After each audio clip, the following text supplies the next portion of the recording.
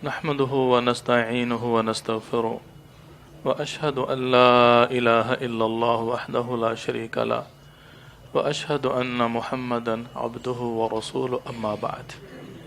عن عائشة رضي الله تعالى عنها قالت قال رسول الله صلى الله عليه وسلم خلقت الملائكة من نور وخلق الجان من مارج من نار وخلق آدم مما وصف لكم. اخرج مسلم رحمہ اللہ فی صحیحہ. محترم سامعین، جس طرح عبادات کی اصلاح کے لیے نبی مکرم صلی اللہ علیہ وآلہ وسلم کی احادیث اور قرآن مجید کی تعلیمات اور صحیح نصوص کی ضرورت ہے، اسی طرح عقائد میں بھی انہی دو مرجوں سے مستفید ہونا ضروری ہے، قرآن اور سنت سے.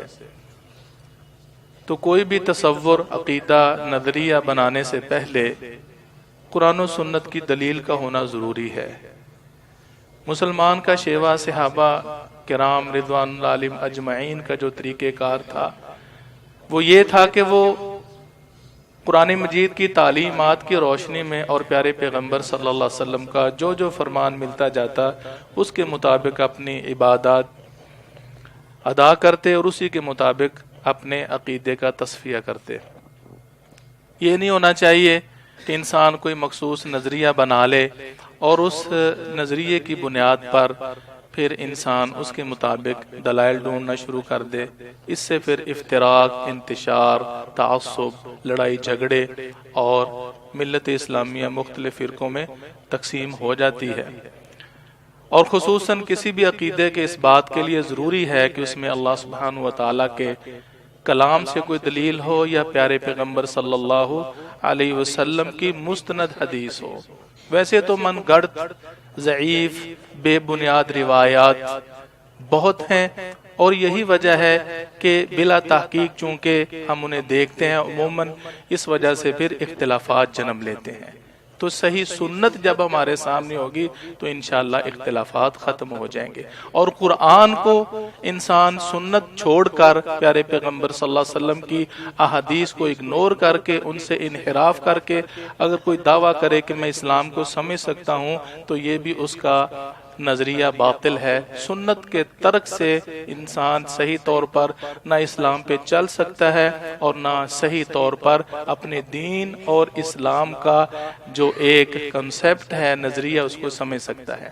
محترم سامعین، آج بھی اسی حوالے سے ایک بات کی نشاندہی ہے.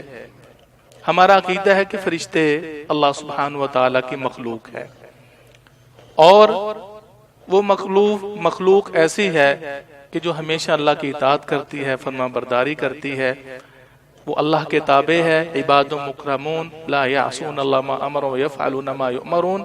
عباد مکرمون اللہ کے برگزیدہ بندے ہیں، اللہ کی کبھی بھی نافرمانی نہیں کرتے، بلکہ ان کے اندر نافرمانی کا عنصر ہی نہیں ہے، تابع فرما ہے.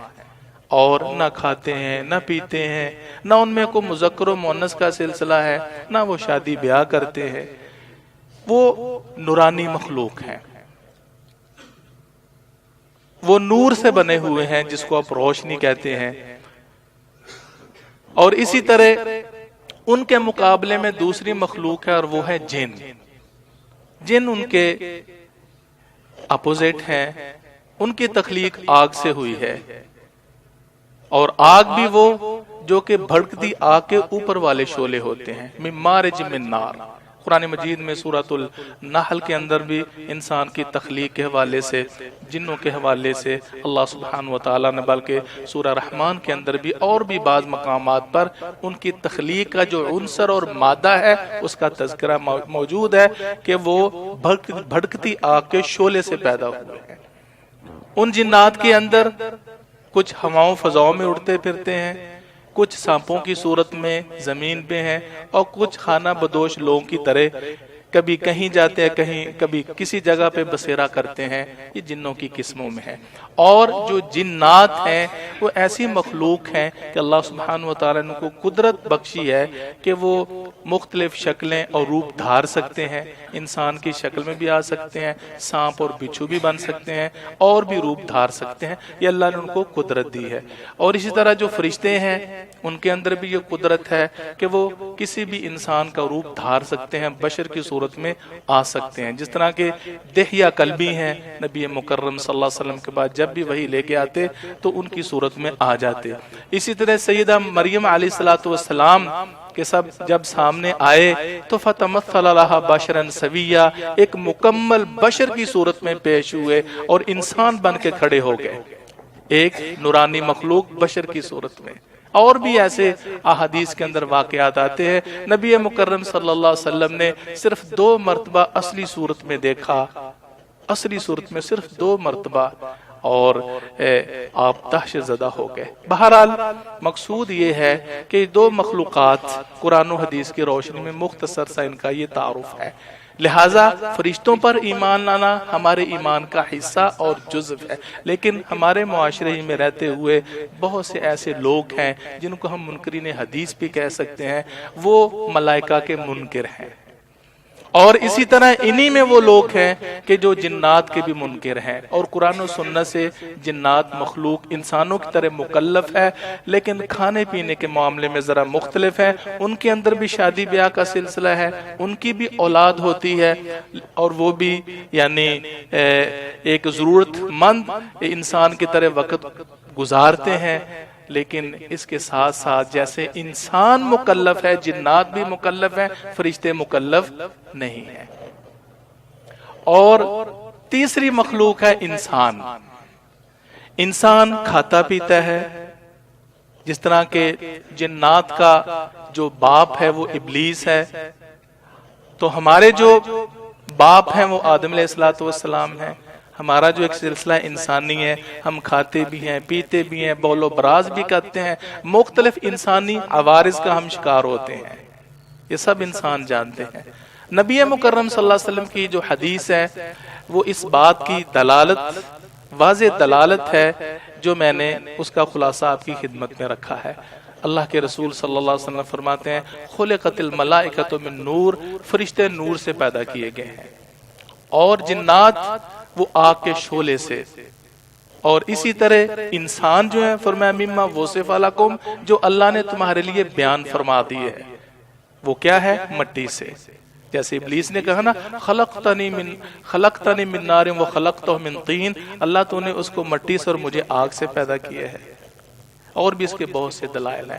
میرے محترم بھائیوں, جس بات کی طرف میں تنبیہ کرنا چاہتا ہوں کہ جیسے کچھ فرشتوں کے وجود کے منکر ہو گئے, جنات کے وجود کے, وہ کہتے ہیں جو نظروں سے اوجل ہے نا, یہ دیہاتی قسم کے, وہ ان کو جنات قرآنی اصطلاح میں کہا گیا ہے, جو نظر نہیں آتے, شہریوں سے دور. حالانکہ یہ تصور غلط ہے.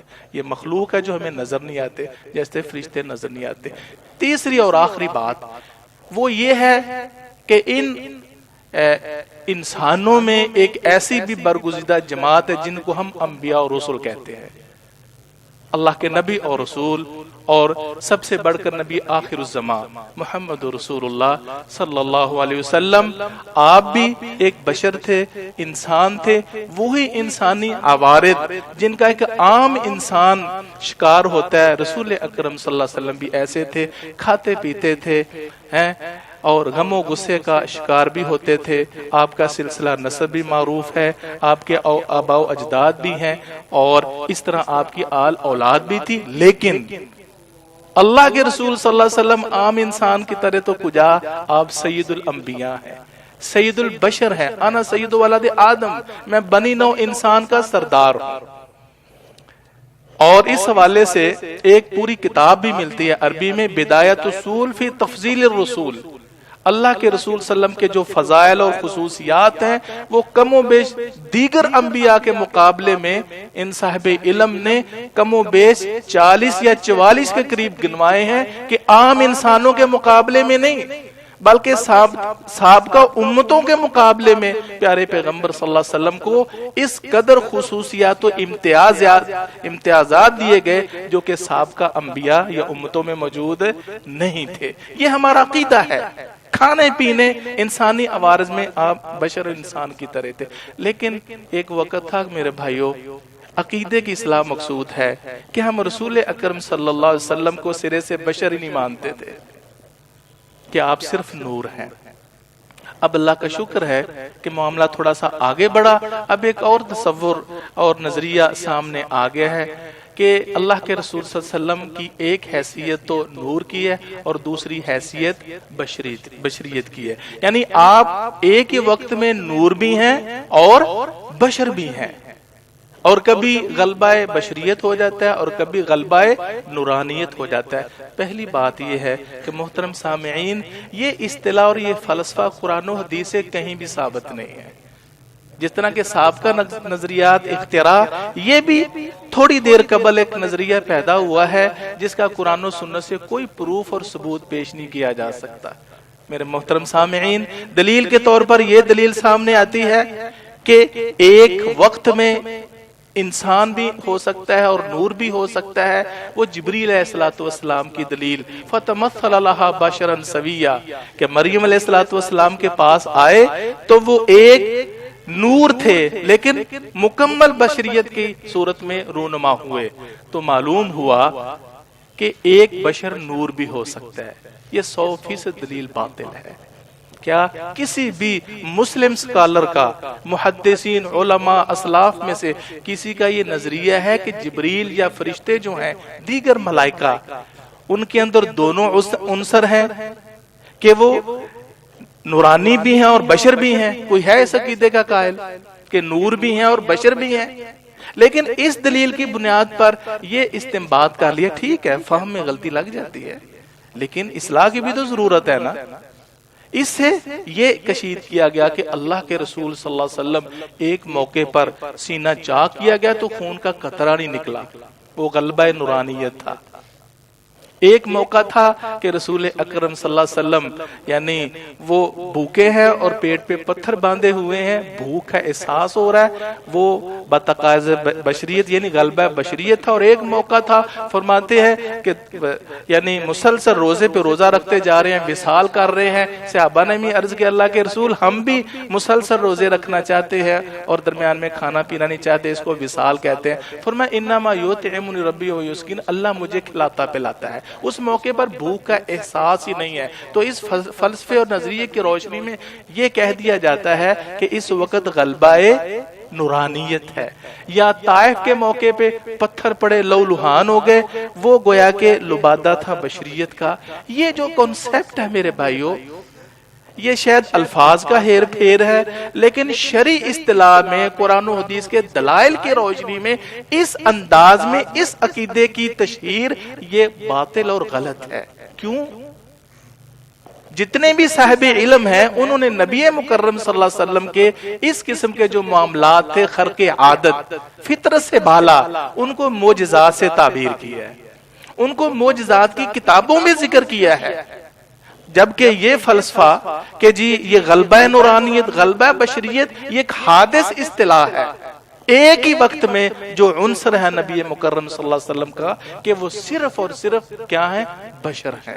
یہ مسئلہ بہت بڑا ہے لیکن کم از کم یعنی غور کرنے کے لیے تو موقع ملنا چاہیے نا. اللہ کے رسول صلی اللہ علیہ وسلم کا جو عنصر ہے، مادہ ہے، جس مادے سے آپ کی تخلیق ہوئی ہے، وہ صرف اور صرف وہ مٹی ہے. آپ کے اندر کوئی دوسرا عنصر نہیں ہے. نور ہدایت، سر چشمہ رشد و ہدایت تھے. پیارے پیغمبر صلی اللہ علیہ وسلم اللہ کی وحی کے ذریعے آپ نے گھٹا ڈوب اندھیروں میں ڈوبے ہوئی انسانیت کو روشنی اور نور کی طرف لائے. یہ آپ کا خاصہ تھا. اس کو ہم پیغمبرانہ وصف کہہ سکتے ہیں. ان خصوصیات کو کہ کبھی پانی میں ہاتھ ڈبویا تو چشمہ پھوٹ پڑا، اللہ حاضر کا جتنے بھی معجزے ہیں، تو یہ پیغمبرانہ خصوصیت ہے. ایک رسول کی حیثیت سے یہ خلاف عقل، خلاف فطرت امور کا جو صدور ہے، ہم شرعی اصطلاح استعمال کریں، نہ کہ وہ کہ جسے عقائد میں بگاڑ آئے. تو ہم اس قسم کے امور کو یا جو آپ کا خاصا جس میں صرف اور صرف اللہ کی قدرت کار فرما ہوتی ہے، اس میں کسی بشر و انسان کا عمل دخل نہیں ہوتا، عام نیک انسان ہو تو ہم اس کو کہہ دیتے ہیں کہ یہ ان کی کرامت ہے۔ انبیاء کے ہاتھ پر خرق عادت امور کا صدور ہو تو اس کو غلبہ نورانیت کے بجائے اس اصطلاح کے ساتھ ہم متعارف کروائیں جو کہ ہمارے اسلاف کی ہے۔ باقی عنصر آپ کا وہ صرف اور صرف یہ ہے کہ آپ بشرط قرآن سے بھرا پڑا ہے، اور اس اصطلاح کی قرآن و سنت میں کوئی گنجائش نہیں ہے۔ اللہ ہمیں اپنے عقائد کی اصلاح کی توفیق عطا فرمائے۔ جب کہ رہے اللہ کے رسول تو یقیناً نور سے افضل ہے۔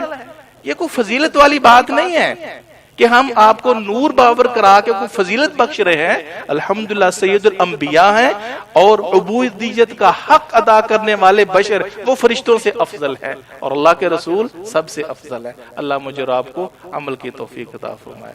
سبحانک اللہم و بحمدک، اشہد ان لا الہ الا انت، استغفرک و اتوب الیک۔